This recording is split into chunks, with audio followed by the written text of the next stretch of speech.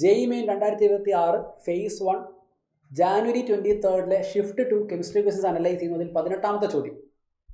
Work functions of two metals Ma and Mb are in the ratio 1:2. When these metals are exposed to photons of energy 6 electron volt, kinetic energy of liberated electrons of Ma is to Mb is in the ratio of 2.642 is to 1. Work functions of Ma and Mb respectively are. ശ്രദ്ധിക്കുക, നമ്മുടെ chapter structure of atom topic photo electric എഫക്റ്റിൽ നിന്നാണ് ഈ ചോദ്യം വന്നിരിക്കുന്നത്. നമുക്ക് രണ്ട് different metal atoms ഉണ്ട്, എയും ഉണ്ട് ബിയും ഉണ്ട്. ഓക്കെ, രണ്ട് മെറ്റലിലേക്കും 6 ഇലക്ട്രോൺ വോൾട്ട് എനർജിയുള്ള റേഡിയേഷൻ നമ്മൾ കൊടുക്കുന്നു.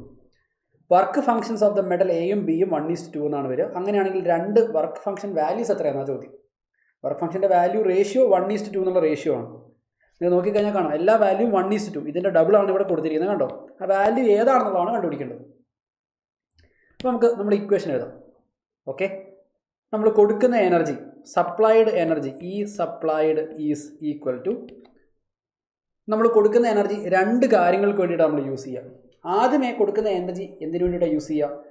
ഇലക്ട്രോണിനെ ആറ്റത്തിൻ്റെ പുറത്തേക്ക് എത്തിക്കാൻ ആവശ്യമായ എനർജി വർക്ക് ഫംഗ്ഷനെ തൽക്കാലം ഫൈ എന്ന് മാർക്ക് ചെയ്യുക. ബാക്കിയുള്ള എനർജി കൈനറ്റിക് എനർജി ആയിട്ട് കൺവേർട്ട് ആവും അല്ലേ. അപ്പോൾ എനർജി സപ്ലൈഡ് 6 ഇലക്ട്രോൺ വോൾട്ടാണ് രണ്ട് മെറ്റലിനും. മെറ്റൽ എയിൻ്റെ കേസ് എടുക്കുകയാണെങ്കിൽ എനർജി സപ്ലൈഡ് 6 ഇലക്ട്രോൺ വോൾട്ടാണ്. 6 ഇലക്ട്രോൺ വോൾട്ട്. ഫൈ വാല്യൂ എനിക്കറിയില്ല, അത് ഇലക്ട്രോൺ വോൾട്ടിലാണ് കണ്ടുപിടിക്കേണ്ടത് ഫൈ വാല്യൂ.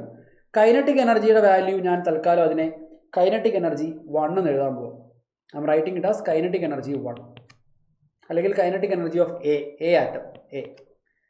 ഓക്കെ, തൽക്കാലം ഞാൻ ഇങ്ങനെ എഴുതട്ടെ, kinetic energy of A metal atom അല്ലെങ്കിൽ metal A is going to be 6 - 5 എന്ന് വരും.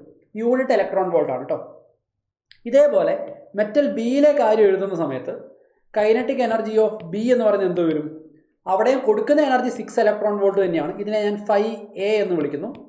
അപ്പോൾ ഇവിടെ 5B എന്നായിരിക്കും വരും. ബി മെറ്റൽ ആറ്റത്തിൻ്റെ case, A metal atom B metal atom. ശേഷം ഞാൻ ഈ കാണുന്ന രണ്ട് റിലേഷൻസിൻ്റെയും റേഷ്യോ എടുത്തു. So kinetic energy A by kinetic energy B is going to be 6 - 5A by 6 - 5B.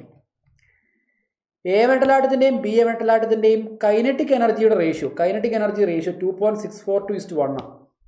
അപ്പോൾ 2.642 by 1 is equal to 6 - 5A by 6 - 5B.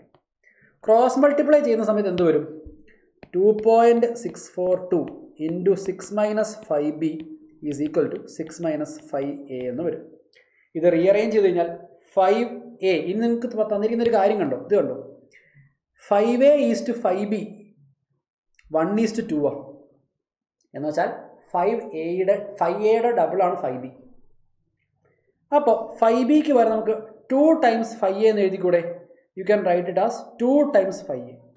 So 2.642 into 6 - 2 times 5A equal to 6 - 5A എന്ന് എഴുതി. ഇതെല്ലാം സോൾവ് ചെയ്ത് കഴിഞ്ഞാൽ 5Aയുടെ value വരുമല്ലോ. When you solve the value of 5A, the value will be 2.3 electron volt എന്ന് വരും. അപ്പോൾ 5B എത്രയായിരിക്കും? അതിൻ്റെ ഡബിൾ അല്ലേ? 5B will B